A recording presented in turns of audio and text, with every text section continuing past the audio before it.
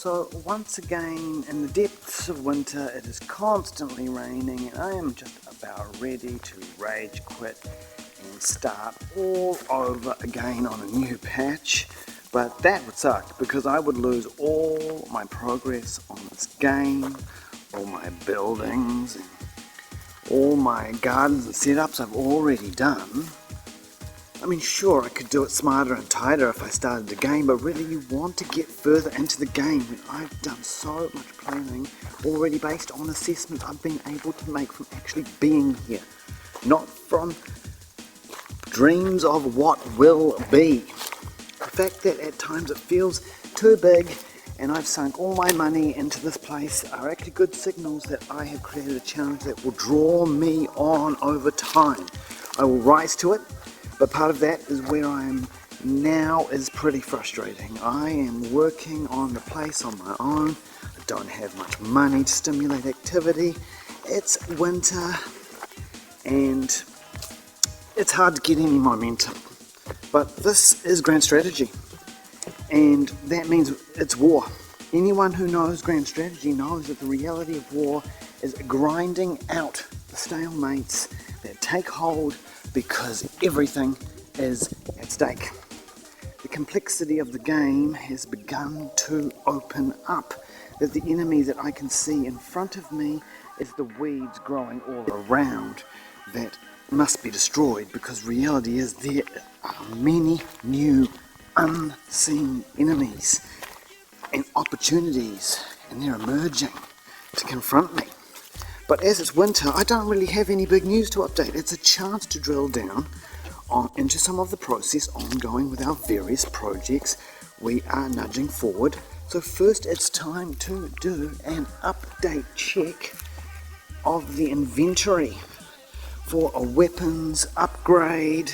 It's in the intention, you'll see that I am determined with a fierce hatred to destroy weeds everywhere, so we are prepared for the challenges now.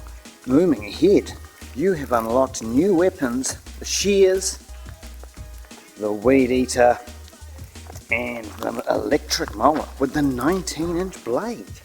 Yes, I know I did a whole boring episode on mowers, but you see, because I'm having to stretch my money, I've been thinking more about getting better tools, and because it means I get more out of the hours that I'm already putting in, and that's where I'm getting my value rather than investing into serious structural improvements. But you know how much I hate weeds, and because I just don't have the money for doing any constructions, I just decided to start getting into what I need to get out there and absolutely crush the weeds into submission and get that real park life going on around here, you know what I mean? But otherwise, yeah, it's a winter wrap on the Farmlet Quest. Every year I have to accept that it's now winter and there's not much happening, there's not much to see. But this means we have a chance to get into more processes and getting into some details about balancing out the development of the garden with some maintenance strategies. I felt the urge to make progress in the garden, knowing it takes a couple of years to actually sort of grow in, and really sort of thinking about what is the best way to maintain and develop the whole property with the least effort. And once again, take the opportunistic approach of seeing where the return on my time and effort is actually coming from. Where over my whole approach, where is the least effort for the most gain? I'm breaking down more into key areas that need to be managed better to improve the results. And that improvement might simply be getting more done in less time. I had focused on accelerating the tree planting because I need the shelter in winter and the shade in summer to build up my ability to manage my garden. But then comes in the next tier, that is the shrubs, because a shrub is much easier to manage and looks much better than all this nasty junk that I've got strewn across the place because I simply cannot weed and mulch these whole areas. I can't allocate the time and effort. I don't need to spend up on weed mats. I can just put up with it looking ugly for a year or two, it's going to improve wherever there's shrubs, because a shrub is much easier to maintain and it looks better than all the nasty junk I've got strewn across the place, because I simply cannot weed and mulch all of these whole areas. Wherever there are shrubs, it's easier just to do the trimming, the mowing, spray the paths, and so you then start to see the layers and tiers I'm breaking the garden down into and what the maintenance strategy is. But this year the frosts have been so bad that I'm taking the attrition rate that I did earlier. About 30% of my plantings just got frosted out.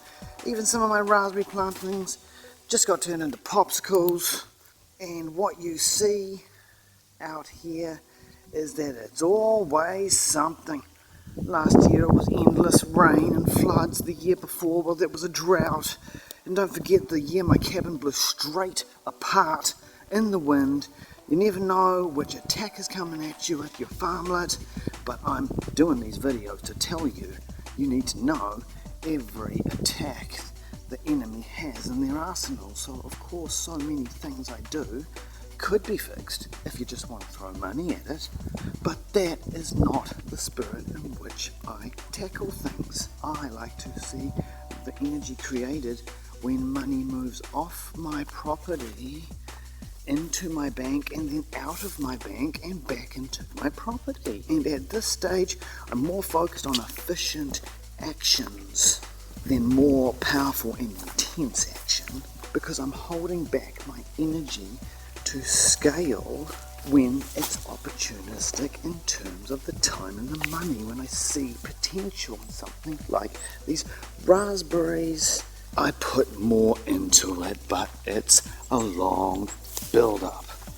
My whole budget then is addressing the multiple tiers I've described so far. We got trees, shrubs, paths, lawns, and finally we move into the actual soil itself. And you might even add the pond tier to that, but each tier has tactical techniques. The tier above trees is this consideration might be returning to structured buildings, which I will inevitably do once I'm on more of a steady footing about what I can offer people here.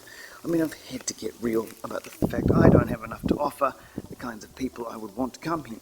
And particularly, well, it's winter and it's not a good time to make things happen here. I've learned that already. So what I'm doing is really thinking about how I would manage the situation here so that it's more possible for me to get away for a few months, and of course working on my most lazy maintenance techniques, but also thinking about what it is that must be done. So let's first look at soil, and that basically the amount of cow shit I have on my hands here is going to solve my problems that I've considered with soil quality if I can get it cranking. And so here we have various nasty tubs of cow shit, coffee grinds, and from the wild bean and the BP where I do my recycling as well, and usually some mulch I grabbed from the park. The issue is that this isn't actually soil. It isn't soil, but it is better than the cheap potting mix you buy, but there's a whole process to go through before this breaks down and starts being useful. Now next I want to take a look at these carpets, because this has been a huge factor in my victorious recent campaigns against the weeds. I'm hitting that dumpster, and at the carpet factory, this is what got me equipped for the tipping point against the weeds, and more importantly, it gives me hope for getting out of here overseas in winter, because I can use these carpets to mitigate the worst overgrowth. If you simply keep moving the carpets around every week, then it's only going to take one mow to bring the damn thing back under control. Now, here we have an update on the bus. Are we ready to go inside? How about it? The bus has been liberated from the evil clutches of the weeds, and now I've started actually gutting it for, well, whatever, maybe chickens, maybe a summer camp out for some woofers, who knows. I'm glad it finally looks seemly after sitting here uselessly for a year. The lights here have been a bit of a sad scenario here in winter. I accept my most ambitious goal is really to simply keep them alive. There is no fruit in this cold weather. It's not happening, and it's been costing me. So you've got to see tactically where lights are going to be able to help you out. It's going to be mostly in spring and autumn, where you're trying to boost up or hold out your move in and out of summer, effectively creating a 6-month summer. That's really what you're trying to go for, and you harvest all the way through. And so finally what we have is this digging area that has been initiated. I've only really broken the ground here, as you can see, but I have had a plan for this area for a long time, that I wanted a space that was really a bay here, if you can imagine it, fully devoted to brutalist concrete. And this is intensely strategic because no weapon has been more important to modern warfare than concrete. And I think, yes, we can sneak in just a little bit of a shot of how this new entranceway is looking. Also just steadily working away at some of the modest infrastructure required. Just a little bit more off-street parking. And just one more thing I can sneak a look at. I'm just starting to clear up the creek for the first time in a year. I had no idea how bad the weeds had gotten in there, and so I'm getting straight into it. Hopefully by next episode we're going to see some updates on the creek. But it's all about structuring the layout on this whole side of the property. Once it's structured, it doesn't really look better. You're just improving the concept from a point you can move forward. So really, we just wanted to land a winter wrap-up for you, because the facts are, not much happens in winter. But I have been determined to absolutely destroy weeds here to get that park life look.